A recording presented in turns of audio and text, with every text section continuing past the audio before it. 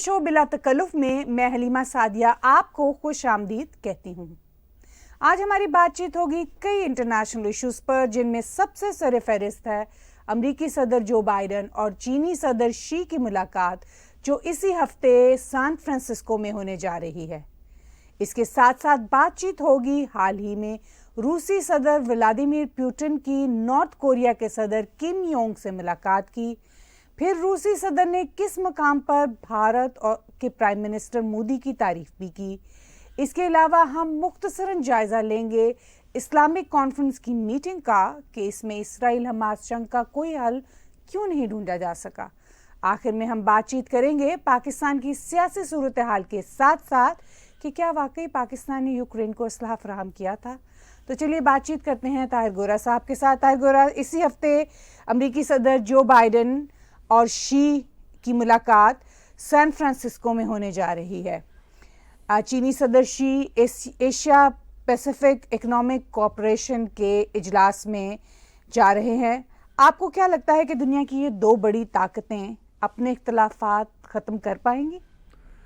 جی، جو آپ کا بنیادی سوال ہے کہ کیا دنیا کی یہ دو بڑی طاقتیں، جو کہ بلا شبہ یہی اس وقت دنیا کی دو بڑی طاقتیں ہیں، اپنے اختلافات ختم کر پائیں گے، تو مجھے نہیں لگتا کہ اس اجلاس کے بعد جو نتائج سامنے آئیں گے یہ اپنے اختلافات کو کم کر پائیں گے، کیونکہ اختلافات دونوں بڑی طاقتوں کے کافی بڑھ چکے ہیں، اور دونوں بڑی طاقتیں جو ہیں اپنے اپنے پوائنٹ آف ویو سے ہلنے کو تیار نہیں۔ چائنا کا اپنا نظام ہے، اپنا نظام حکومت ہے جو کیپٹلزم اور کمیونزم کا مکسچر سا ہے۔ امریکہ کا سارٹ آف کیپٹلزم ہے، ڈیموکریسی ہے۔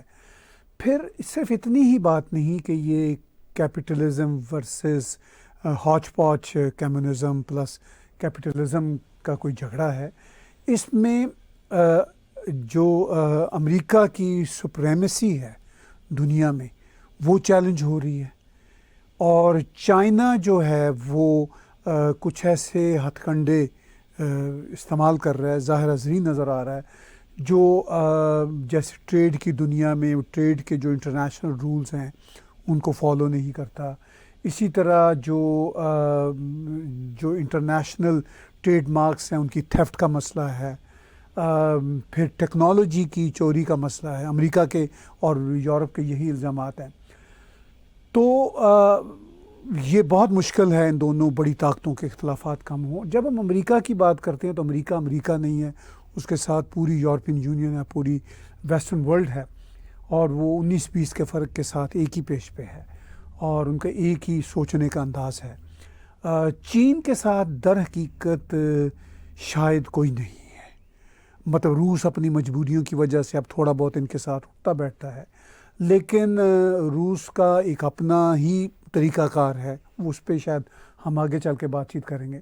لیکن چین اور امریکہ یا چین اور ویسٹرن ورلڈ کے بیچ جو دوریاں بن چکی ہیں وہ کچھ کم تو ہو سکتی ہیں، ختم نہیں ہو سکتی، بلکہ بعض مبصرین یہ کہتے ہیں کہ وہ شاید کم بھی نہیں ہو سکتی۔ خطرہ یہ ہے کہ وہ کہیں اور نہ بڑھیں، کلیشز نہ ہو جائے، کیونکہ پاور کا بیسک جی پاور کا بھی ہے، پھر وہ ظاہر ہے اس میں طریقہ کار کا فرق ہے، اور چین کافی اوور ایمبیشیس ہے، اور امریکہ اپنی جو حاکمیت ہے، جو دنیا میں جو برتری ہے ویسٹرن ورلڈ کے ساتھ مل کے وہ قائم رکھنا چاہتا ہے۔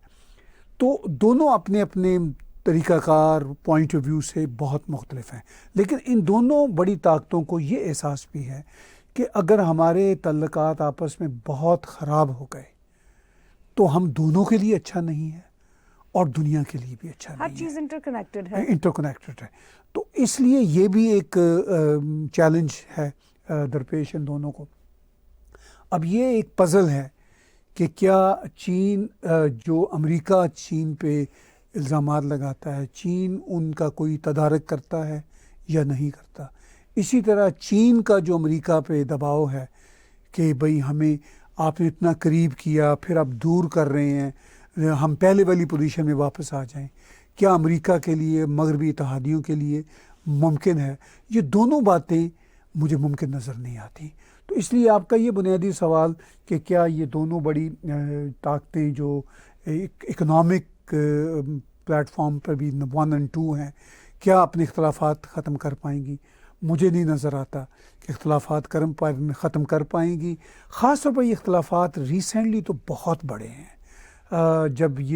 جب چائنا کا ایک جاسوسی غبارہ امریکہ گیا تو امریکہ نے اس غبارے کو نیچے مار گرایا, تو اس کے بعد امریکہ کے اسٹیٹ سیکرٹری جو ہیں اینتھونی بلنکن, انہوں نے بھی اپنا چین کا دورہ منسوخ کیا. اس کے بعد اگرچہ ان کی ملاقاتیں ہوئی ہیں, صدر بائیڈن کی ایک ملاقات, اس کے بعد غالباً اگر ملاقات نہیں تو کم از کم فون پہ ضرور بات چیت ہوئی ہے, اور ابھی ریسنٹلی بھی فون پہ کوئی ان کی بات چیت ہوئی ہے.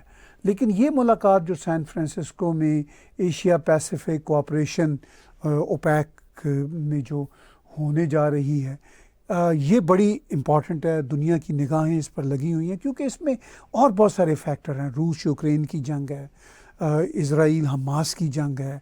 اگرچہ اس مسئلہ پر چین کا موقف کوئی بڑا ریڈیکل نہیں ہے.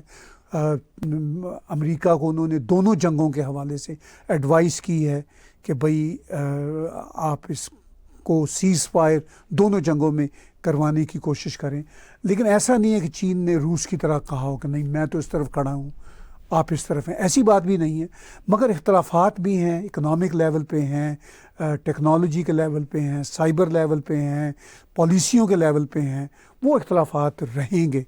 اب دنیا دیکھے گی, ہم بھی دیکھیں گے کہ آئندہ 2-3 دن میں کیا رزلٹس آتے ہیں صدر شی اور صدر جو بائیڈن کی ملاقات. چلیے, اب پھر اگر یہ دونوں طاقتیں ایک دوسرے سے دور رہیں گی تو کیا یہ نظام دنیا چلا سکے گی؟ کیونکہ یہ دونوں ہی بہت مائٹی ہیں اس وقت اور بہت بڑا کویشچن ہے. جی, بڑی امپورٹنٹ بات ہے, بلا شبہ یہ بڑی امپورٹنٹ بات ہے. ابھی جیسا میں نے پیچھے ذکر کیا کہ روس کے صدر گئے ہوئے تھے کچھ عرصہ پہلے چین, تو وہاں پہ ان کی امپورٹنٹ باتیں ہوئی ہیں. تو روس بالکل قابل قبول نہیں ہے آج کی دنیا میں چین کو اور ان کو امریکہ اور اتحادیوں کو. تو روس کا چین جانا انہیں نہیں بھایا.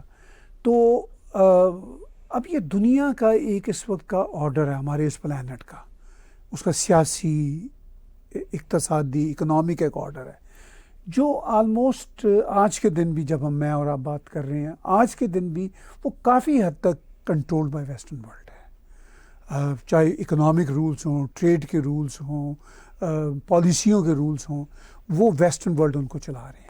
تو کیا آپ کو لگتا نہیں کہ اس مقام پہ یہ چیلنج ہی یہ ہے دراصل, کیونکہ اس وقت یہ بہت بڑا چیلنج ہے کہ نیو ورلڈ آرڈر ہونا, یہ بھی تو کچھ باتیں چلتی ہیں. نیو ورلڈ آرڈر اصل میں سوویت یونین کے ختم ہو جانے کے بعد یہی تھا جو امریکہ کا تھا, صدر ریگن اور اس کے بعد آنے والے پریزیڈنٹس کا یہی تھا کہ بھئی اب نیو ورلڈ آرڈر یہی ہے, ہمارے والا ہی نیو ورلڈ آرڈر. چونکہ سوویت یونین تو ختم ہو گیا تھا, سوویت یونین تک شدید سرد جنگ رہی, اس سے پہلے سیکنڈ ورلڈ وار تھی.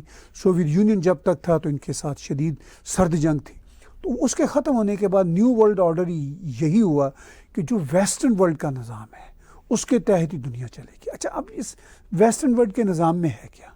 Democracy, capitalism.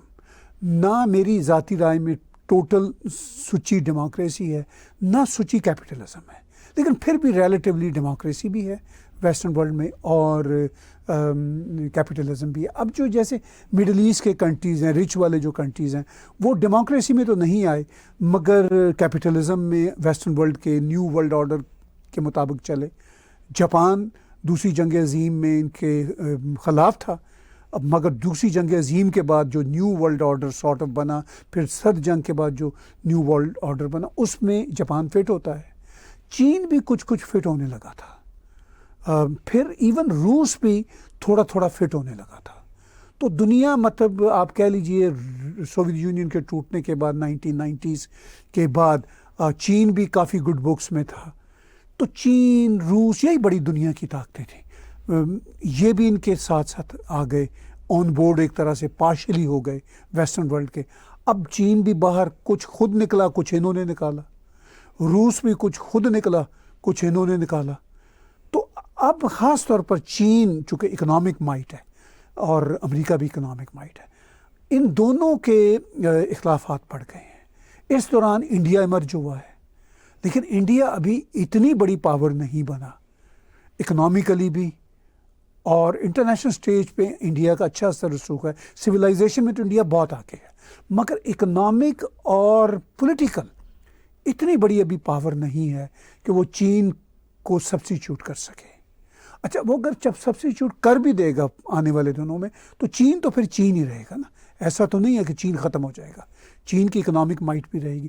اب چین کا پرابلم یہ ہے کہ چین یہ دیکھ رہا ہے کہ میری یہ جو اکنامک پاور ہے وہ ذرا نیچے جا رہی ہے، اور وہ یہ چاہتا ہے کہ ویسٹرن ورلڈ مجھے اسی طرح قبول کرے جس طرح ارلی 90s سے انہوں نے ابھی کو 5 سال پہلے تک قبول کیا ہوا تھا۔ چین یہ چاہتا ہے کہ چین کی تمام پروڈکٹس جو ہے نا وہ دنیا میں اسی طرح چھائی رہیں۔ اب وہ نہیں رہی، اب جیسے آئی فون انڈیا میں بننا شروع ہو گیا، چینج ہو رہا ہے نا، شفٹ ہو رہا ہے۔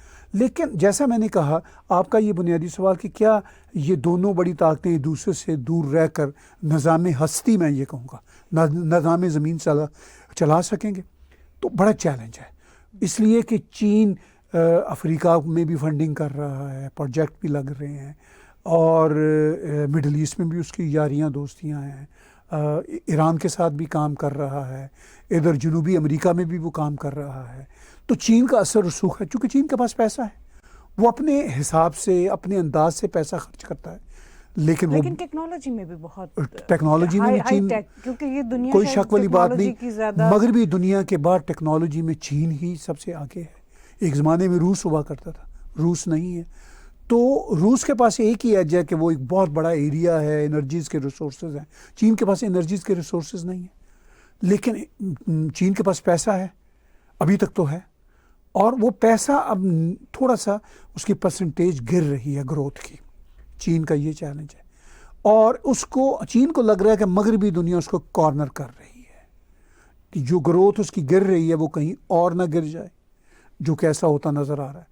تو یہ دونوں جو ہیں ایک دوسرے کے ساتھ ان کے کافی مسائل ہیں، اور پھر چین کا سب سے بڑا مسئلہ یہ ہے کہ بھئی آپ تائیوان، اچھا مزے کی بات یہ ہے کہ تائیوان جو ہے وہ مطلب چین سے الگ ہوا ایک چھوٹا سا سیلف ڈکلیئرڈ دیش ہے۔ سیلف ڈکلیئرڈ میں اس لیے کہہ رہا ہوں کہ اس کو امریکہ ہتھیار تو دیتا ہے، مگر امریکہ نے آج تک اس کو انڈیپینڈنٹ کنٹری مانا ہی نہیں، اور اس کی بنیاد پر امریکہ اور چین میں اختلافات بڑھتے چلے جا رہے ہیں۔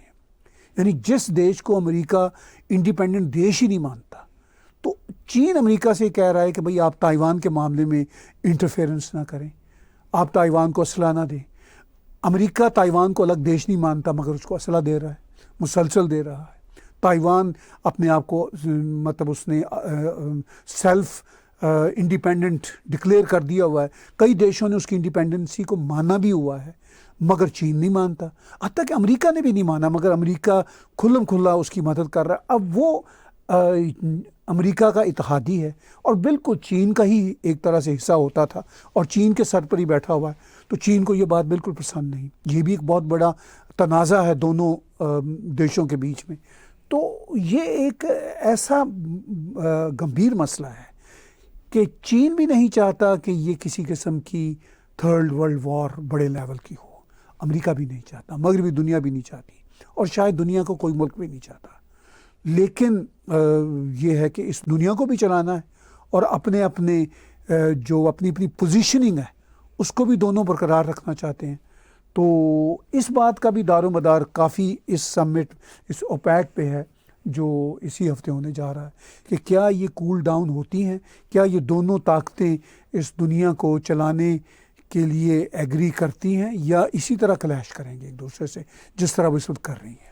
چلیے، روس کے صدر ولادیمیر پیوٹن نے پچھلے دنوں چین کا دورہ کیا، اب وہ نارتھ کوریا، ایران اور سیریا جیسے ملکوں کے لیڈروں سے ملاقاتیں کر رہے ہیں۔ صدر پیوٹن اور روس کا فیوچر آپ کیسے دیکھتے ہیں؟ دیکھیے، آپ نے جو ابھی بات کی کہ وہ نارتھ کوریا، ایران اور سیریا جیسے ملکوں کے لیڈروں سے ملاقات کر رہے ہیں، اس سے روس کے فیوچر کا پتہ چلتا ہے کہ ٹھیک ہے وہ چین کا دورہ کرنے میں تو کامیاب ہو گئے تھے، مگر روس کے صدر ولادیمیر پیوٹن بھارت G20 کی لیڈر سمٹ میں نہیں پہنچ سکے کیونکہ ان کو ویسٹرن ورلڈ نے انٹرنیشنل کرمنل کورٹ سے وارنٹ جاری کیے ہوئے ہیں. پتہ نہیں اس پہ عمل ہو پاتا ہے یا نہیں ہو پاتا, مگر ایک تھریٹ ہے. دوسرا, وہ فیس نہیں کر سکیں گے اور ویسٹرن ورلڈ بھی ان سے نہیں ملنا چاہتی, یعنی وہ آئسولیٹ ہو چکے ہوئے ہیں کافی حد تک. ان کا زیادہ سے زیادہ اگر کسی بڑی دنیا سے رابطہ رہ گیا ہے تو وہ چین سے ہی رہ گیا ہے, ورنہ باقی یہ چھوٹے چھوٹے یہ جو نارتھ کوریا, ایران اور سیریا جیسی روگ سٹیٹس ہیں, جو پرابلمٹک سٹیٹس ہیں, جو ورلڈ گلوبل پیرایا قسم کی سٹیٹس ہیں, وہ ان سے مل رہے ہیں. یہ ان کا فیوچر بدقسمتی سے رہ گیا ہے. مجھے بڑا دکھ ہوتا ہے. آپ نے روس اور ولادیمیر پوتن کے فیوچر کی بات کی. ہم روس کے کچھ علاقوں میں رہے میں بھی ہیں, آنا جانا بھی. روس کی بہت بڑی سویلائزیشن ہے. بہت سارے ملک جو روس سے شدید نفرت کرتے ہیں سیاسی بنیادوں پر الگ ہوئے, جیسے یوکرین اب جنگ ہو رہی ہے, پولینڈ ہے, ہنگری ہے, یہ سابقہ سوویت یونین میں شامل تھے کہیں نہ کہیں. لٹوانیا ہے, لیٹویا ہے, لتھوانیا ہے, اسٹونیا ہے, جو یورپین یونین میں جا چکے ہیں. آپ ان ملکوں میں جائیں تو روسی زبان ہی بولی جاتی ہے. یعنی انفراسٹرکچر اتنا اسٹرانگ ٹھیک ہے نا, چونکہ روس کا اتنا بڑا دنیا کا سب سے بڑا دیش ہے اپنے رقبے کے اعتبار سے. یعنی کینیڈا, امریکہ دونوں کو ملا دیں تو روس پھر بھی تھوڑا سا بڑا ہے ان دونوں سے. اتنا بڑا دیش ہے, اتنے وسائل ہیں, اور ان کی سویلائزیشن سلاوک سارٹ آف سویلائزیشن وہ بالٹک ریاستوں سے لے کے بالکان کی ریاستوں تک. مطلب اس لیے نہیں کہ کوئی انہوں نے صرف ان کو کیا ہوا ہے, کوئی کالونائز سارٹ آف کمیونزم کے زمانے میں کیا تھا. ان کی ایکچوئل نیچرل سویلائزیشن ہے. اور ویسے بھی ان کے بہت عرصہ تک آئیڈیالوجیکل کمبینیشن بہت اچھا چلتا رہا, کیونکہ ان سب کی سوچ اسی طرح چلتی رہی. دیکھیے مطلب جیسے یہ بالٹک ریاستیں ہیں, اب یہ ٹھیک ہے یورپ کا حصہ ہے, اب روس بھی تو یورپ کا حصہ ہے. اس کو یورو ایشیا کہہ دیتے ہیں, کچھ ایشیا میں ہے, کچھ اس میں ہے. لیکن روس کا جو کلچر ہے وہ تو پیور یورپین کلچر ہے. جو ان کے لائف سٹائلز ہیں, جو ان کا طریقہ کار ہے, جو لوگوں کے لکس ہیں, جو لوگوں کی اپیرنس ہے, وہ سب کے سب یورپین ہے. تو روس یورپین ہونے کے باوجود, کاکیشین چلیں دوسرے لفظوں میں ہونے کے باوجود آئسولیٹ ہو چکا ہوا ہے. اب اس کی یہ قسمت آ چکی ہے کہ وہ نارتھ کوریا کے جو بہت ہی آئسولیٹڈ لیڈر, دنیا کا سب سے آئسولیٹڈ لیڈر اگر کوئی دنیا میں ہے تو وہ نارتھ کوریا کا کم جونگ ہے, جو مطلب جہاز میں سفر کرنے سے ڈرتا ہے, جو بختر بند ٹرین میں ہی صرف سفر کرتا ہے, اور وہ دنیا کے بہت ممالک میں جاتا بھی نہیں ہے. میں یہی کہنے لگی تھی کہ شاید روس کی یہ بہت بڑی پرابلم ہے کہ وہ بہت ہی آرتھوڈاکس سٹائل میں رہے ہیں اور وہ رہنا بھی چاہتے ہیں. میں نہیں سمجھتا کہ روس کی یا روسیوں کی یہ پرابلم ہے. یہ بدقسمتی سے ان کو ولادیمیر پوتن حالانکہ ماڈرن آدمی ہے, سمجھدار آدمی ہے, مگر وہ اس نے اس طرح کی مافیا سٹائل کی پالیٹکس کی ہے اپنے دیش میں کہ وہ خود بھی آئسولیٹ ہو گیا اور اپنے دیش کو بھی آئسولیٹ کر دیا. اور روسی ڈیزرو نہیں کرتے جو کچھ ولادیمیر پوتن کی پالیسیاں ہیں وہاں پہ. یہ مجھے کہنا ہوگا. ٹھیک ہے, ولادیمیر پوتن اپنے ایک اسٹرانگ آئرن مین کے طور پر بھی انہوں نے اپنا امیج دھاک بٹھائی ہوئی ہے, لیکن انفیکٹ اب روسی محسوس کرتے ہیں کہ بھئی ہم یہ تو فیوچر ہمارا نہیں ہونا چاہیے کہ ہم دنیا میں اتنے آئسولیٹ ہو سکیں. آپ کو یاد ہوگا ہم ابھی شارجہ میں تھے تو روسی پبلشرز کیے گئے, تو وہ جو لڑکیاں تھیں روسی, ان کو ہم نے ایسے ہی کہا کہ ہم کینیڈین فیسٹیول کرتے ہیں لٹریری تو آپ کبھی آئیے. تو انہوں نے جیسے بڑے ہی دکھ سے کہا کہ بھئی ہمیں تو اب دنیا میں کہیں قبول نہیں کیا جاتا, ہمیں تو کوئی دنیا میں انٹر نہیں ہونے دیتا. وہ حیران, بلکہ ان کا بہت بڑی دکھی سی مجھے وہ لڑکیاں نظر آئیں. مجھے فیل ہوا کہ دے آر ویری سیڈ کہ ہم دنیا میں اتنی آئسولیٹ ہو چکی ہوئی ہیں کہ ہم کینیڈا بھی نہیں جا سکتے. ٹھیک ہے, تو اس کا مطلب یہ ہے کہ وہ واقعی ہی ایک آئسولیشن. تو دیکھیے جب یہ سوویت یونین ٹوٹا تھا تو بورس جیلسن آئے, پھر ولادیمیر پوتن آئے. پوتن صاحب بھی ویسٹرن ورلڈ کے ساتھ گھی شکر ہونے کی کوشش کرتے رہے, کچھ ہوتے تھے کچھ نہیں ہوتے تھے. پھر ویسٹرن ورلڈ بھی چاہتی تھی کہ یہ پورے کا پورا جو ہے نا روس بدل جائے, جس طرح ہم چاہتے ہیں ویسا ہو جائے. یہ بھی ایک تھوڑی سی انفیئر بات تھی. خیر وہ بھی اتنے نہ بدلے. پھر وہ یہ چاہتے تھے کہ ہماری باؤنڈریز میں یوکرین ہو, جارجیا ہو, پولینڈ ہو, مالدووا ہو, تو اس طرح کے جو کنٹریز ہیں وہ روسی یہ چاہتے تھے کہ جو ان کے آس پاس کے دیش ہیں وہاں امریکہ نہ بیٹھے. اب امریکہ نے لتھوانیا کو بھی اس سے پہلے ہی اسٹونیا کو بھی اس میں نیٹو میں شامل کر لیا تھا. اب یوکرین چونکہ بہت بڑا ملک ہے اس علاقے میں اپنے سائز میں اور پاپولیشن میں, تو اس میں بڑے عرصے سے یہ ایک سرد جنگ ویسٹ کی اور روس کی چل رہی تھی. اب کریمیا کو انہوں نے الگ کیا روسیوں نے, اس سے پہلے جارجیا میں ایک ڈویژن کی. تو پھر بھی ولادیمیر پوتن اپنے تمام تر مافیا سٹائل پالیٹکس کے باوجود ایک ماڈرن پولیٹیشین کے طور پر چلاتے رہے. لیکن اب ولادیمیر پوتن کے لیے ممکن نہیں رہا, سو مچ سو کہ انڈیا جو روس کا روایتی دوست رہا ہے, انڈیا کے لیے بھی مشکل ہو گئی ہے کہ اب وہ کس طرح ولادیمیر پوتن کو دعوتیں دیں. وہ بھی اب دعوتیں نہیں دے رہے کہ وہ وہاں جائیں, انڈیا والے بھی نہیں جا رہے, کوئی نہ کوئی فارن منسٹر چلا جاتا ہے یا کوئی چھوٹے لیول کے لوگ جاتے ہیں. اب پرائم منسٹر مودی کے لیے بھی ممکن نہیں رہا کہ وہ وہ روس جائیں. انہوں نے یہ ایک موقع تھا روس کے صدر کو انویٹیشن دی تھی G20 کے لیے, کیونکہ پوری دنیا اکٹھی ہو رہی تھی G20 کے ممالک کی, تو انہوں نے انویٹیشن دی, لیکن وہ اس میں آنا ان کے لیے جو ڈینجرس تھا کہ کہیں کوئی کرمنل جو انٹرنیشنل کرمنل کورٹ والے لوگ ہی نہ پکڑ لیں اس کو. تو اب یہ ولادیمیر پوتن کا فیوچر ہو گیا ہے, جس کی وجہ سے روسیوں کا جو دنیا کا سب سے بڑا دیش ہے, سب سے بڑے وسائل ہیں, ویل سویلائز پیپل ہیں, بہت پڑھے لکھے لوگ ہیں, اور ان کا بھی یہ فیوچر ہو یعنی گیا. آپ دیکھیے کہ اتنا فرق ہے کہ آپ رشین سے بات کریں تو ابھی بھی ایک زمانے میں تو ان کا 100% لٹریسی ریٹ رہا ہے, ابھی بھی ان کی اتنی کتابوں سے محبت ہے اور اتنی ویل اویئر بات کرتے ہیں کہ بندہ حیران ہوتا ہے. چلیے آتے ہیں, روسی صدر نے حال ہی میں بھارتی وزیر اعظم مودی اور بھارت دونوں کی تعریف میڈ ان انڈیا کے حوالے سے کی. آپ صدر پوتن کی اس تعریف کو کیسے دیکھتے ہیں؟ دیکھیے, صدر پوتن بھارت کی پرائم منسٹر نریندر مودی کی ہمیشہ قدر کرتے ہیں اور کئی بار ذکر کر چکے ہیں اس سے پہلے بھی. ابھی بھی کسی اکنامک سارٹ آف فورم پہ انہوں نے بات چیت کرتے ہوئے انہوں نے کہا کہ میں مثال دیتا ہوں انڈیا کی اور پرائم منسٹر مودی کی کہ وہ میک ان انڈیا پہ زور دیتے ہیں, اور نہ صرف زور دے رہے ہیں, عمل کر رہے ہیں. یہ بہت اچھا راستہ ہے, انہوں نے اس طرح کی بات کی. تو میں جب پریزیڈنٹ ولادیمیر پوتن کی یہ بات سن رہا تھا ٹی وی پہ, تو میں سوچنے لگا کہ بھئی آپ کو پھر روس کو کس بات کی کمی ہے.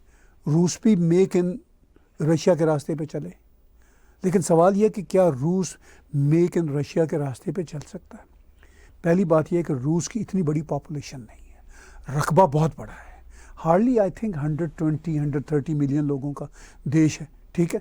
تو بھارت تو 140 ملین لوگوں کا دیش ہے, 1400 ملین لوگوں کا دیش ہے, ٹھیک ہے. تو 1400 یعنی 140 کروڑ لوگوں کا دیش ہے. تو رشیا تو ہارڈلی 10% ہوگا پاپولیشن میں بھارت سے جو لینڈ کے سائز میں, اگر جو اس کے پاس سب سے بڑا سائبیریا کی لینڈ ہے, لیکن اوور آل لینڈ کے سائز میں بھارت سے کوئی 3-4 گنا بڑا ہے, شاید اس سے بھی بڑا ہو. تو بھارت کو تو اپنے لوگوں کو فیڈ کرنے کے لیے, ان کو ڈیولپ ورلڈ کا حصہ بنانے کے لیے, جو کہ پرائم منسٹر مودی نے کہا ہوا ہے کہ بھارت 2047 تک ڈیولپ کنٹریز میں آنا چاہیے, ان کا یہ خواب ہے. تو وہ تو بھارت تو یہ کر رہا ہے, لیکن یعنی اس کا مطلب بھارت کے پاس مارکیٹ منڈی ہے بہت بڑی, پوری دنیا پہنچی ہوئی ہے 140 کروڑ لوگوں کے لیے. تو ادھر روس کے پاس جتنے لوگ پہنچے تھے, پوری دنیا کی منڈیاں جو پہنچی تھیں, میکڈونلڈ, یہ چھوٹی موٹی میں بھی بات کر رہا ہوں, وہ سب بند ہو کے لپاٹ کے آ گئے ہیں وہاں سے, یہ یوکرین پہ اٹیک کے بعد جو روس نے کیا. تو اب ولادیمیر پوتن خواب تو دیکھ رہے ہیں اور تعریف تو کر رہے ہیں بھارت کی, مگر اس تعریف کا کیا فائدہ؟ انہوں نے حالات ہی سازگار اپنے ملک میں نہیں رکھے ہوئے کہ اس راستے پہ چل سکیں جو میک ان انڈیا کا راستہ پرائم منسٹر مودی نے بنایا ہوا, اس راستے پہ وہ چل سکیں. چونکہ اس کے لیے نہ تو ان کے پاس ریسورسز ہیں, تنہائی ہے, شدید آئسولیشن ہے, اور یہ آئسولیشن بڑھتی چلی جا رہی ہے. دیکھیے نا, ابھی وہ چائنا گئے ہوئے تھے, بڑی راز کی باتیں کر کے, مگر چائنا تو اپنے مفاد کو دیکھے گا نا. چائنا اپنے مفاد کو دیکھتے ہوئے خود امریکہ جا رہا ہے اور وہاں پہ میٹنگ کرے گا. چائنا کے صدر زی ایک بزنس مین لوگوں کے ساتھ ایک میٹنگ بھی کر رہے ہیں جس میں ان کی میز پہ جو لوگ بیٹھیں گے ان میں ہر شخص کی فیس $40,000 بتائی جاتی ہے, یعنی ان کے ساتھ میز شیئر کرنے کی. اور غالباً جو باقی جنتا ہوگی وہاں پہ وہ ہر ایک کی بھی ٹکٹ جو غالباً بتایا جاتا ہے $2,000 ہوگی. تو اب چائنا مطلب ٹھیک ہے اپنے مفاد کے لیے یا دنیا کو دکھاوے کے لیے چین روس کے ساتھ بھی بیٹھ جاتا ہے, لیکن چائنا کی بڑی ترجیح تو اپنے معاملات سیدھے کرنے کی ہے ویسٹرن ورلڈ کے ساتھ. اب صدر ولادیمیر پوتن ویسٹرن ورلڈ کے ساتھ ایکسٹریم کا بگاڑ کے بیٹھے ہوئے ہیں. تو ان حالات میں صدر پوتن تو آئسولیٹ ہیں. سو کلوز کوآپریشن میں چلنے کی ضرورت ہے, ایک دوسرے کو اکاموڈیٹ کرنے کی ضرورت ہے, کیونکہ یہی ہمارا فیوچر ہے اس وقت. سب سے امپورٹنٹ بات یہ ہے. بالکل ایسا ہی ہے. اور دیکھتے ہیں کہ آگے آنے والی دنیا میں کیسے اب دنیا کے یہ ورلڈ لیڈرز فیصلے کرتے ہیں اور کیا اس دنیا کو تھوڑا بہتر کرنے کی کوشش کرتے ہیں, جیسا کہ ہمیں دنیا بہتر ہوتی نظر آ رہی تھی 1990s سے انٹل سارٹ آف 2020 تک. پھر یہ کووڈ اور یہ نئی قسم کی سرد جنگیں شروع ہو گئی, پھر یہ روس کا یوکرین پہ حملہ ہو گیا. تو وہ جو تھوڑی سی دنیا سٹیبل کام ہوتی نظر آ رہی تھی, فلی کام اور سٹیبل تو نہیں تھی, وہ جو نظر آ رہی تھی کوئی 25-30 سالوں سے, وہ اب 3-4 سالوں سے نا کافی ٹرموائل میں ہے. چلیے بات کرتے ہیں. پچھلے ہفتے سعودی عرب نے اسلامک دیشوں کی اجلاس کو ہوسٹ کیا جس میں حماس اسرائیل جنگ بندی کا جائزہ لیا گیا. اس سمٹ کے نتائج کو آپ کس طرح دیکھتے ہیں؟ دیکھیے سعودی عرب کو اور OIC organisation of Islamic conference کے جو کنٹریز ہیں 57-58 ان سب کی پبلک کنزمپشن تھی. اپنے جو مسلم ان کی جنتا ہے ان کو یہ بتانا تھا کہ ہم سب کنسرنڈ ہیں فلسطین یعنی غزہ میں جو کچھ ہو رہا ہے. تو انہوں نے یہ کیا. اچھا وہ پسند تو نہیں کرتے, سعودی عرب ہو UAE ہو, بہت سارے دیش ایون ایجپٹ جارڈن کوئی بھی حماس کو پسند نہیں کرتا, لیکن حماس کی کنڈیمنیشن بھی کوئی نہیں کر رہا, اس لیے کہ وہ پھر اپنی دیشوں کی جو جنتا ہے اس کے ساتھ تعلق بگاڑنے کی ضرورت نہیں ہے ان رجیمز کو. تو انہوں نے اس حوالے سے کانفرنس کی. پھر وہ یہ بھی میسیج دینا چاہتے تھے ویسٹرن ورلڈ کو بھی اسرائیل کو بھی کہ بھئی یہ جنگ ذرا ضرورت سے زیادہ آپ نے بڑھا دی ہے, اس کو کم کریں, تو سیز فائر کریں. لیکن اس کے باوجود کوئی ایسا رزلٹ میں اگر ہم کہیں OIC کے اجلاس کے بعد کوئی بڑا ہی متفقہ فیصلہ سامنے آ سکا ہو, وہ نہیں آ سکا. ٹھیک ہے سعودی عرب نے بھی کنڈیم ضرور کیا اسرائیل کو, وہ بھی پبلک کنزمپشن کے لیے تھا. اگر یہ حماس یہ سب کچھ دہشت گردی نہ کرتا تو سعودی عرب اور اسرائیل شاید آج بیٹھے اکٹھے چائے پی رہے ہوتے, ان کے بہت اچھے تعلقات شروع ہو چکے ہوتے. لیکن حماس کا مقصد ہی اس ٹیررزم کا یہی تھا کہ یہ دونوں جو ہے نا اسلام کا جو سب سے بڑا دیش ہے سعودی عرب اور اسرائیل یہ بیٹھ نہ سکیں. تو اس لیے حماس نے اس لیول کی بربریت اور وحشیانہ پن کا اظہار کیا. تو اب واقعی سعودی عرب کے لیے مشکل ہو گیا ہے کہ وہ کس طرح اسرائیل کے ساتھ بیٹھے. تو اسرائیل کی انہوں نے مذمت کی. اسرائیل بھی اس بات کو سمجھتا ہے, سعودیز بھی اس بات کو سمجھتے ہیں, امریکنز بھی سمجھتے ہیں, سب اندر سے میچور ہیں. ہاتھی کے دانت کھانے کے اور دکھانے کے اور ہوتے ہیں, وہ سارے کا سارا ہے.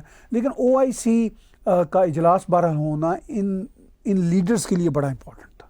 ایٹ لیسٹ اپنے دیشوں کو کہہ سکنے کے قابل تو ہوئے نا کہ بھئی ہم نے مذمت کی ہے, بیٹھے ہیں. تو مذمت بھی بہت کھل کے نہیں کی اسرائیل کی, کچھ نے آدھے منہ سے کی ہے, کچھ نے پورے منہ کے ساتھ کی, لیکن کوئی ایسا بیان سامنے نہیں آیا. تو دیکھیے یہ OIC کے دیش کریں بھی کیا, یہ سیز فائر کروا بھی نہیں سکتے, چونکہ سیز فائر کے لیے اسرائیل اور امریکہ کو کنونس کرنا ہے. امریکہ ہمیشہ سیز فائر کرواتا تھا, اس بار امریکہ بھی کہہ رہا ہے, ایون کینیڈا جیسا دیش ہمارا دیش وہ بھی اسرائیل کو کہہ رہا ہے کہ حماس کا تو آپ خاتمہ کریں, اس کو تو مکمل, کیونکہ فیشزم بہت بڑھ گیا. لیکن یہ ایک الگ بات ہے کہ وہ خاتمہ ہو پائے گا یا نہیں ہو پائے گا. آج صبح ہی میں ایک ولاگ کر رہا تھا تو ایک بھارتی دوست نے بڑا اچھا کویشچن اور کمنٹ بھیجا. انہوں نے کہا کہ بھئی اسرائیل کی بمبارڈمنٹ تو ہو رہی ہے ایریا, اور وہ حماس کے جو لوگ ہیں وہ تو ٹنلز میں چھپے ہوئے ہیں, تو وہ کتنے مریں گے.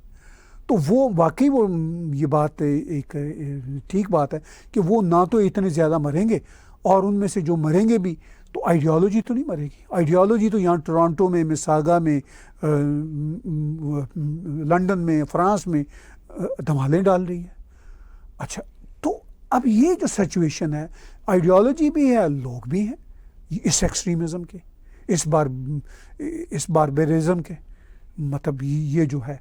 تو اب اس ساری صورتحال میں اب ظاہر ہے جو OIC کا اجلاس ہے وہ ان کا اصل میں یہ بھی بہت، جیسے کہتے ہیں نا ان بٹوین دا لائن، یہ کنسرن بہت زیادہ ہے کہ بھئی یہ جو سپل اوور ہے ایکسٹریمسٹوں کا، یہ ہمارے دیشوں میں کیسے اس کو روکنا ہے. اصل میں وہ یہ انہوں نے بات تو نہیں کہی، مگر وہ سب اس پہ، ان کی انٹیلیجنس ایجنسیاں، ان کے لا اینڈ آرڈر، اس پہ ایکچولی فوکسڈ ہیں آج کل، کیونکہ ہم سب کنیکٹڈ ہیں، ہم سب کنیکٹڈ ہیں. اور ان دیشوں میں آلریڈی ٹھیک ٹھاک جہادزم ہے. تو اب UAE اور سعودی عربیہ، بحرین، ایون قطر، جس نے پناہ دی ہوئی ہے حماس کے لیڈروں کو، وہ آج ہمارے ایک انڈین دوست نے بڑی اچھی بات کی، انہوں نے کہا قطر نے حماس کے 2-4 لیڈروں کو تو پناہ دی ہوئی ہے، فلسطینیوں کو وہ پناہ نہیں دیتا. کیونکہ قطر بھی ہم دیکھ چکے ہیں ریسنٹلی کتنی ترقی کر گیا، کوئی بھی افورڈ نہیں کرتا، نہ قطر، نہ بحرین، نہ سعودی عرب، نہ UAE، نہ کویت، نہ عمان، کہ کوئی بم پھوڑے جا کے کوئی ایکسٹریمسٹ. وہ آلریڈی ان پہ آنکھیں لگائے ہوئے ہیں. ابھی ہم UAE میں تھے ہفتہ پہلے، تو UAE کی تو کتابوں میں لکھا ہوا ہے کہ بھئی مسلم بردرہڈ سے زیادہ ڈینجرس کوئی سپیشیز نہیں ہوتی. میں سپیشیز کہہ رہا ہوں، کوئی ایلیمنٹ نہیں ہے. وہ تو اتنے سخت الفاظ یوز کرتے ہیں، وہ تو ان کو آلموسٹ جانور کے قریب رکھتے ہیں. تو یہ UAE کی کتابیں بتاتی ہیں. تو اس ساری صورتحال میں میرا یہ خیال ہے کہ یہ OIC کا جو اجلاس تھا، اس میں پبلک کنزمپشن کے لیے کچھ باتیں تھیں. اب وہ سیز فائر تو کرا نہیں سکتے، چونکہ نتن یاہو کہہ رہے ہیں کہ بھئی سیز فائر کی اگر کوئی پاسبلٹی ہے، اور یہ بات امریکہ بھی انڈورس کر رہا ہے، وہ تب ہے، وہ یہ کہتے ہیں کہ اگر حماس والے ہاسٹیج چھوڑ دیں. اچھا، حماس والے کہتے ہیں ہم اگر ہاسٹیج چھوڑ دیں تو پھر کیا گارنٹی ہوگی کہ آپ یہ واقعی جنگ بندی کر دیں گے، ہمارے پیچھے نہیں بھاگیں گے. ٹھیک ہے، تو حماس والوں کو پتہ ہے کہ انہوں نے کیا کرتوتیں کی ہوئی ہیں، اور ان کرتوتوں کے بعد مطلب انٹرنیشنل کمیونٹی ان کو بخشے گی نہیں. تو یہ بڑی کمپلیکس سچویشن ہے، کمپلیکس بھی ہے اور نازک بھی ہے. اور بس یہ بھی دیکھنے والی بات یہ ہے کہ کتنی مار حماس کو پڑتی ہے، حماس کتنے پریشر میں آتے ہیں، اسرائیل انٹرنیشنل کمیونٹی کے کتنے پریشر میں آتا ہے. تو سیز فائر کیسی ہوتی ہے. اسرائیل کا سب سے بڑا پریشر تو امریکہ کا ہوتا ہے. اس بار امریکہ دباؤ نہیں ڈال رہا، تو اس بار امریکہ کہہ رہا ہے کہ بھئی ایک بار ونس اینڈ فار ایور ان کا خاتمہ کریں، جس طرح آئسس کا آلموسٹ خاتمہ ہو چکا ہوا ہے، داعش کا. تو اسی طرح وہ یہ چاہتے ہیں کہ حماس کا بھی خاتمہ ہو، بٹ آئی ڈاؤٹ کہ خاتمہ ہو سکے گا. چلیے اب بڑھتے ہیں پاکستان کی جانب. دیگر میڈیا تو بہت عرصے سے یہ بات کہہ چکا ہے، اور اب BBC نے بھی اس طرف اشارے دیے ہیں کہ پاکستان یوکرین کو اسلحہ فراہم کر رہا ہے. آپ اس معاملے پہ کیسے تبصرہ کریں گے؟ دیکھیے، ہاں بلا شبہ BBC کی ایک بڑی ہی امپورٹنٹ انویسٹیگیٹو رپورٹ ہے، اور اس میں بڑے دلائل ہیں. ہم اس رپورٹ کے پڑھنے سے پہلے بھی سن رہے تھے کہ ایون ایک سٹیٹمنٹ بھی یوکرین کے کسی فوجی لیڈر کا آیا تھا. اس نے کہا تھا کہ جو گولے ہمیں مل رہے ہیں توپوں میں لگا کے داغنے کے، یہ بڑے کافی نکمے قسم کے ہیں، اور انہوں نے اشارہ دیا تھا کہ یہ پاکستان سے ہمیں آ رہے ہیں. اچھا، پاکستان اپنے ان توپوں کا، مجھے وہ بھول گئے وہ توپوں کا کیا برانڈ ہے، توپوں کے گولوں کا کیا برانڈ ہے، وہ اس سلسلے میں پاکستان کافی مطلب اچھے گولے بناتا ہے. مطلب دنیا میں صرف نمبر 1 ہی جو ہوتا ہے ایمونیشن نہیں چل رہا ہوتا، نمبر 2 ایمونیشن بھی چل رہا ہوتا ہے، ذرا ہلکے لیول کا. تو اس ہلکے لیول کے ایمونیشن میں وہ بڑے ریزنیبل سمجھے جاتے ہیں. تو وہ پاکستان بھی بناتا ہے، اور بھی کئی ملک بناتے ہیں. تو اس کے ضمن میں انہوں نے BBC کے رپورٹر نے اپنی رپورٹ میں ایک اچھا، bbcurdu.com کے رپورٹر نے ایک اچھا ریفرنس دیا. انہوں نے کہا کہ جب جنرل باجوہ تھے لاسٹ ایئر کے اگست میں، تو وہ انگلینڈ میں تھے. تو انگلینڈ میں انہوں نے ایک سٹیٹمنٹ دی تھی کہ اب انگلینڈ اور پاکستان کے جو رشتے ہیں وہ اپنی اونچائیوں کو چھوئیں گے، یعنی بڑے ہی عمدہ ہو جائیں گے. چونکہ وہ ذرا رشتے ڈاؤن فال چلے آ رہے تھے. تو انہوں نے جو اسٹیٹمنٹ دی تو سب کے کان کھڑے ہوئے کہ جنرل باجوہ اس وقت چیف آرمی اسٹاف تھے کہ جنرل باجوہ کیوں ایسی بات کر رہے ہیں. اور اس کے بعد جو ایک غالباً سویڈش کمپنی ہے جو جہازوں کی موومنٹ کو واچ کرتی ہے, تو انہوں نے دیکھا کہ بھئی کچھ جہاز جو ہیں وہ پاکستان کی ایئر بیس پہ وہ آئے, غالباً امریکن جہاز یا کسی بھی مغربی ملک کے جہاز, مجھے ایگزیکٹ یاد نہیں, اس رپورٹ میں لکھا ہوا ہے, اور وہ آئے اور ویسے اس کا ریکارڈ کوئی نہیں ہے مگر وہ سویڈش ادارے کے پاس ریکارڈ ہے. اور پھر اس سویڈش ادارے نے کنفرم بھی کیا بی بی سی کے ادارے کو, پھر سو مچ سو انگلینڈ نے بھی کنفرم کیا کہ ہاں جی ہمارے, انہوں نے روٹین میں کہا جی آتے جاتے رہتے ہیں ہمارے جہاز, اور وہ مال بردار جہاز تھے. اور اس میں قیاس یہی کیا جا رہا ہے, گیس یہی کیا جا رہا ہے, گیس اتنا گیس ہے کہ وہ ایکچولی فیکٹ کے قریب قریب بتایا جا رہا ہے کہ اس میں وہ پاکستان کا اسلحہ گیا جو یوکرین میں گیا, اس میں سے کچھ وہاں پہ استعمال ہوا اور کچھ نکارہ بھی ہوا. تو اب میں یہ سوچتا ہوں کہ اب بی بی سی کے اسی رپورٹر نے کہا کہ ہم نے پاکستان کی آرمی سے پوچھا کہ بھئی آپ ہمیں بتائیں, کنفرم کریں کیا خبر ہے, آپ کے یہاں سے اسلحہ گیا. تو انہوں نے آئی ایس پی آر جو پاکستان کا وہ محکمہ انفارمیشن ہے فوج کا, اس کو ان کی ای میل بھیج دی. تو ایز آف ناؤ جب میں اور آپ بات کر رہے ہیں ابھی تک آئی ایس پی آر نے کچھ کنفرم نہیں کیا. اب وہ کیا کنفرم کرتے ہیں, you and I know Pakistan very well, وہاں سے کوئی سچی خبر آنی بھی ہے یا چھپا کے آنی ہے, نو ون نوز. لیکن یہ بات طے ہے کہ صرف یہ بی بی سی نے رپورٹ نہیں کیا, اس سے پہلے امریکن میڈیا آؤٹلیٹس بھی اس کو رپورٹ کر چکے ہیں, یوکرین اور روس کے بھی کر چکے ہیں. اور اس میں کہا جاتا ہے کہ رفلی پاکستان آرمی نے کوئی رفلی $1 بلین کے قریب کا سامان بیچا ہے, لیسر مور وٹ ایور. تو ٹھیک ہے, مطلب دیکھیے بات یہ ہے کہ روس اور یوکرین کی جنگ ہو رہی ہے.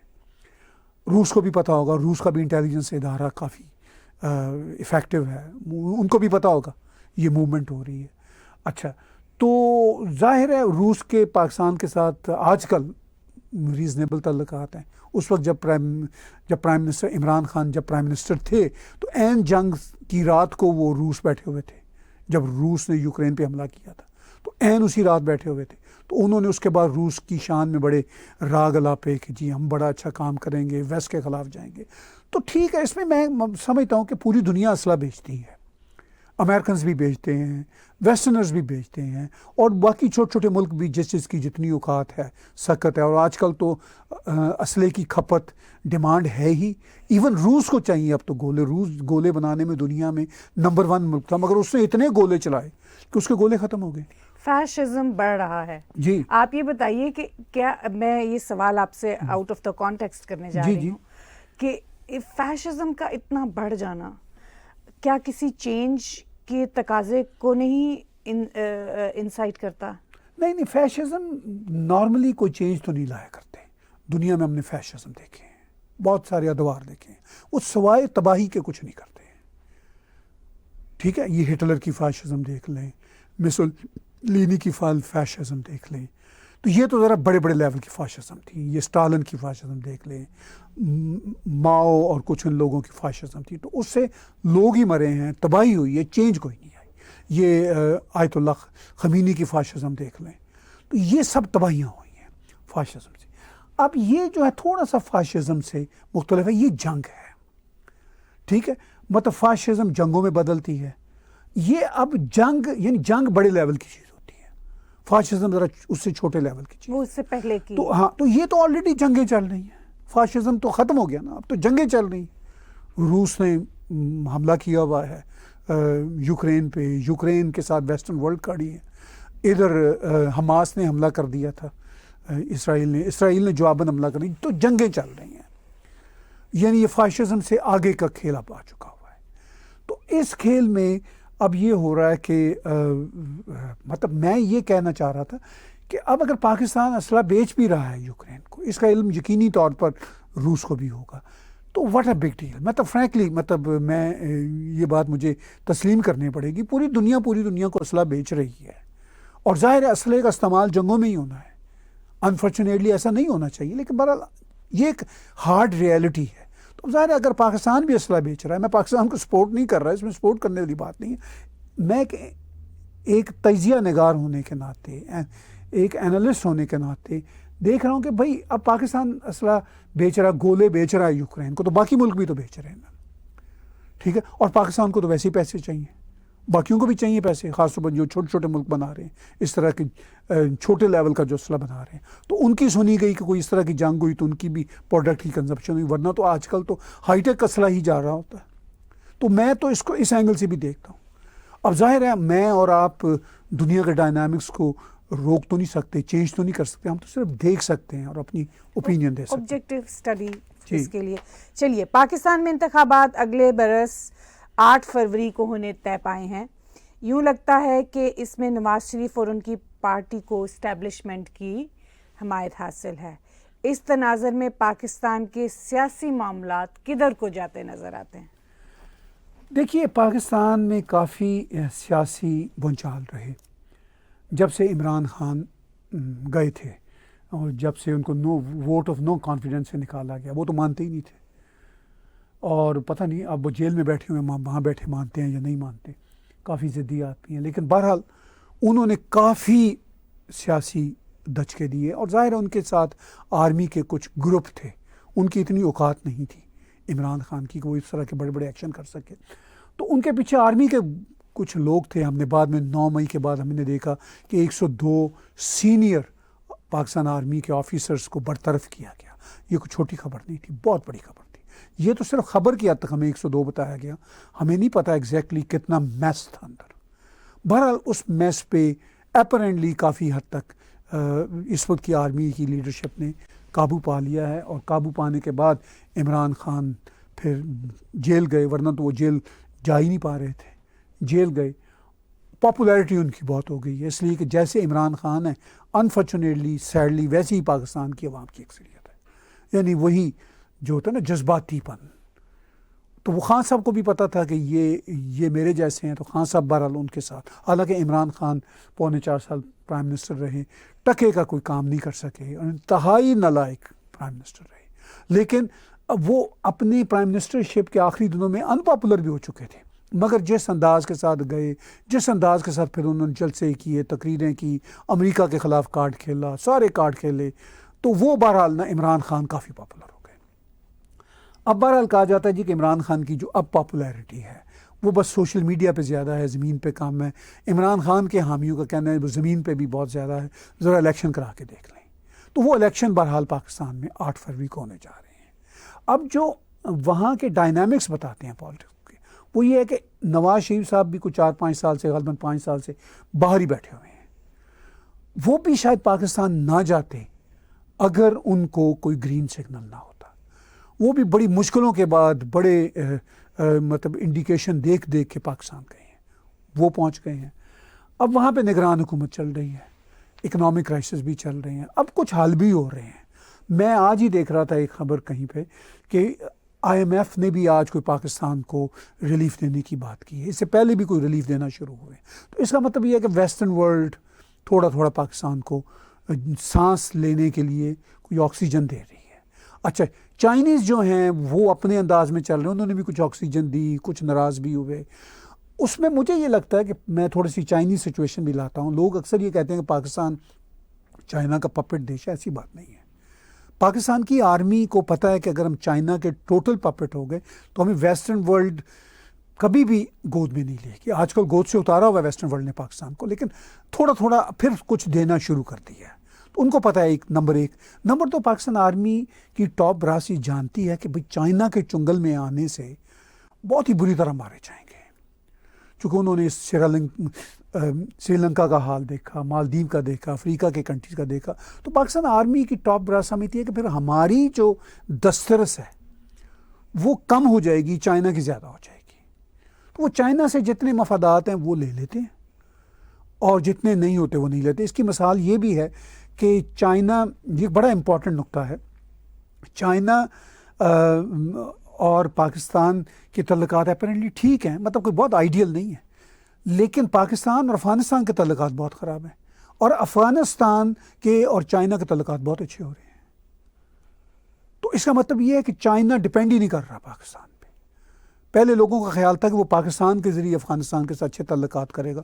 چائنا نے پرواہ نہیں کی، بلکہ غالباً 1-2 دن میں یہ خبر بھی آئی ہے کہ چائنا نے کوئی اپنا ڈپلومیٹک ریپرزینٹیٹیو افغانستان میں کھڑا کر دیا ہے، جو کہ میرا خیال ہے دنیا کا پہلا دیش ہے جنہوں نے ایک طرح سے تسلیم کر لیا انڈائریکٹلی طالبان کی حکومت کو. ورنہ تو کوئی آج تک ایون پاکستان نے تسلیم نہیں کیا ہوا. اب تو پاکستان کے کافی برے تعلقات ہیں اس وقت طالبان کے ساتھ. تو اس ساری صورتحال میں اب پاکستان آرمی نے اپنا کنٹرول کچھ کر لیا، اور عمران خان اور اس کے گروہ نے آرمی کے خلاف وہ کیمپین کی، سوشل میڈیا پر بھی، کنونشنل میڈیا پر بھی، اور گلی سڑک محلے پر بھی، کہ آرمی کو ناکوں چنے چبا دیے. عمران خان نے اس لیے ان کے خلاف کیا کہ عمران خان کے ساتھ پاکستان آرمی کے کچھ لوگ ملے ہوئے تھے.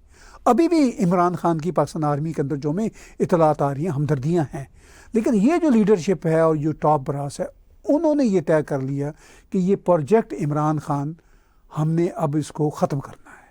تو پاکستان کی سیاست پہ یہ اس وقت جو آرمی کا فیصلہ ہے وہ بہت اثر انداز ہو رہا ہے. تو عمران خان دھیرے دھیرے وائپ آؤٹ ہو رہے ہیں.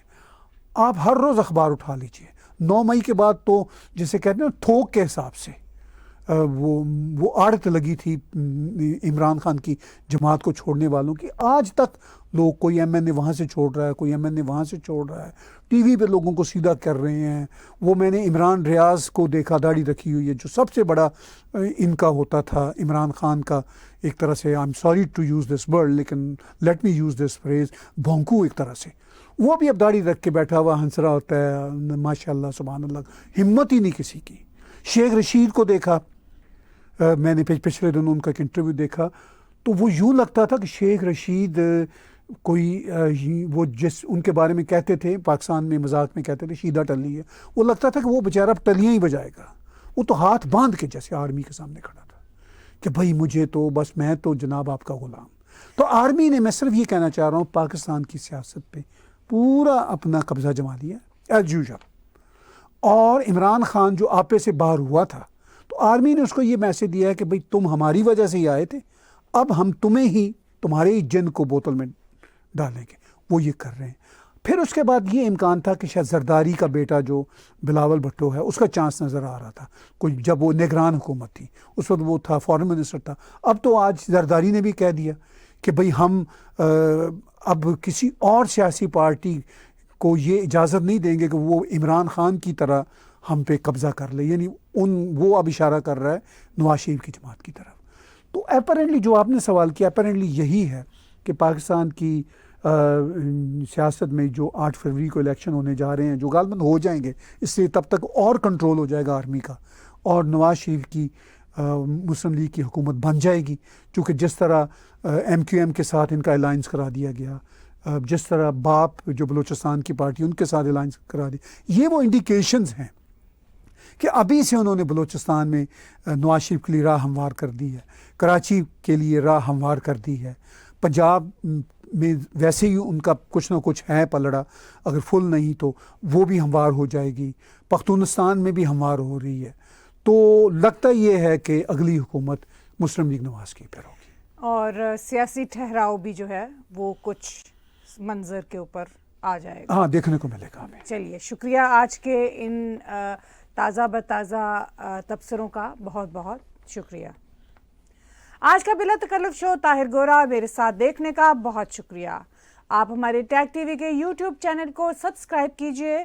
ہمارے اسی چینل پر موجود ڈونیٹ کے بٹن کو دبا کر آپ پیٹریون، پے پال یا کریڈٹ کارڈ کے ذریعے ڈونیٹ کر سکتے ہیں.